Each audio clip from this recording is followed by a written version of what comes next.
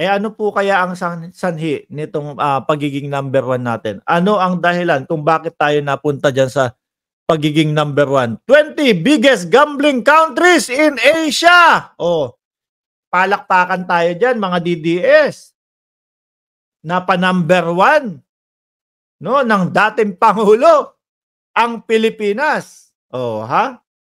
Tingin niyo maganda itong balita na ito kasi number 1 tayo.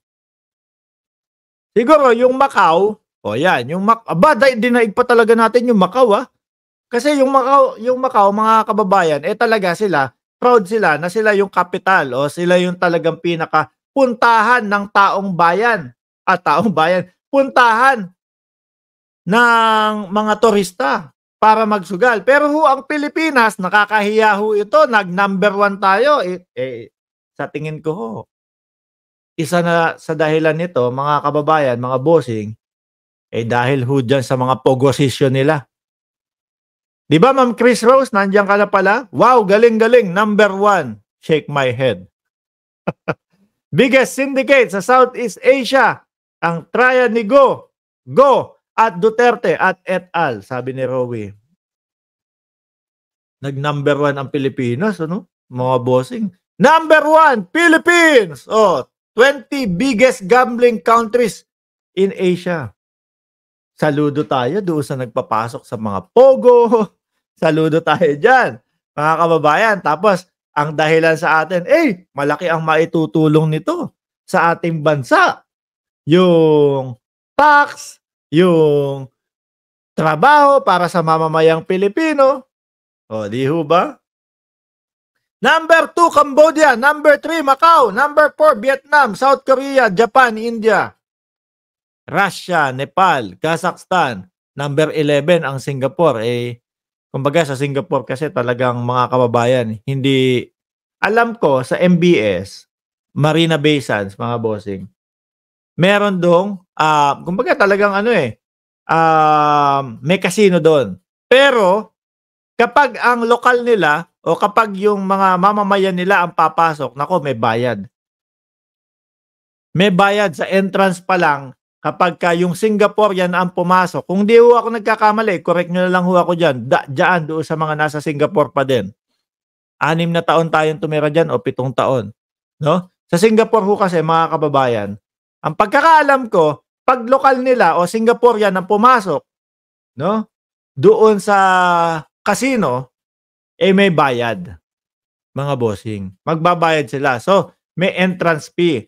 Sa umpisa pa lang, pagpasok mo pa lang ng gate, saglit lang. Magbayad ka na. Diba? Talo ka na agad ng 100 Singapore dollars, mga kababayan. Kung hindi ako nagkakamali, pati doon sa presyo. Pero kapag kayong mga turista, yun. Libre yon, bahala ka, magsugal ka ng magsugal dyan. Yan yung natatandaan ko dyan. Ang ganda po ng Marina Bay Sands. Mga kababayan. Naalala ko na naman yung Singapore time ko. Yung Singapore time ko, araw-araw mga bossing chief amo sir, binabiyahe ko sa umaga, nakalimutan ko na kung anong bus number yung sinasakyan ko. Umaga, alas 5:30 ng madaling araw, aalis na ako ng bahay, no? From Ballister, papunta ng Orchard. Tapos sa gabi naman, uuwi ako, alas 10 na. Tapos papunta ng pauwi ng Ballister. Kakain pa ako doon sa may Buntongki. Favorite ko yung chicken rice dyan Pero eto balik tayo mga kababayan. Hindi maganda ito. Na nasa mata, no? Ng buong mundo na ang Pilipinas ang number 1. Bilang gambling country in Asia, pangit mga kababayan. Sana kahit mga number 10 na lang o number 11, siguro umangat ito ng mabilisang angat simula ng pagpasok ng mga pogosisyon no? Pogosisyon pa.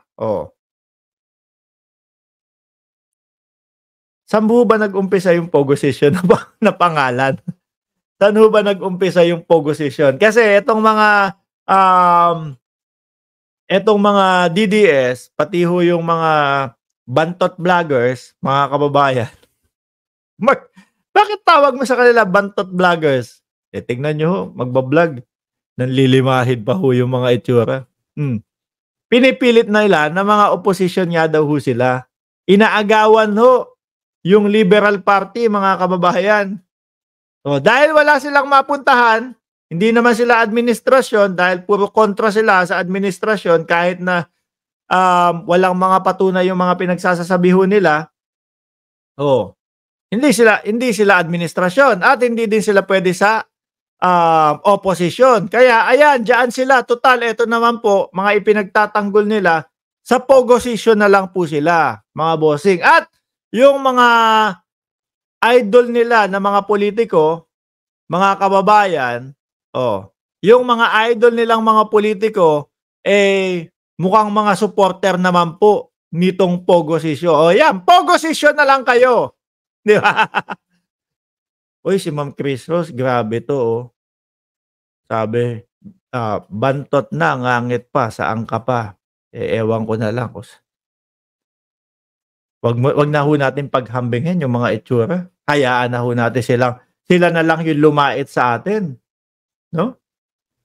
Basta ang alam ko yung kung ano yung totoong nakikita ko. Ang jojontot ho ng itsura, mga kababayan. Sa totoo lang. Anyway, pangilan natin to? Pangatlo. Dumako naman tayo. Nako. Maniniwala ho kayo dito, dating Pangulong Duterte, mga bossing, ayaw maging presidente si VP Sara? Ayan ho, ang katanungan natin. Totoo na naman ba ito o drama na naman ni Duterte? Mga boss, tingnan nyo po ito, mga kababayan. Pulso ng bayan. Sabi ni Duterte, kung ang anak kong vice-presidente o vice president maging president, would you think that this country would be better than what we have now? It's not a guarantee. Totoo po, lalo na ngayon. Doon sa mga nakikita natin, mga kababayan. Kung ano yung galawan ng vice-presidente. Kung yung Department of Education, mga bossing, no? Isang departamento na lang po, mga kababayan, hindi pa nagawan ng maayos na trabaho. Ano pa ho kaya, mga kababayan, ang buong Pilipinas? Ano ang masasabi nyo doon? No? Kung yun pa lang, isang departamento pa lang po, mga kababayan, hindi nagawan ng maayos na trabaho ng vice-presidente. Nako,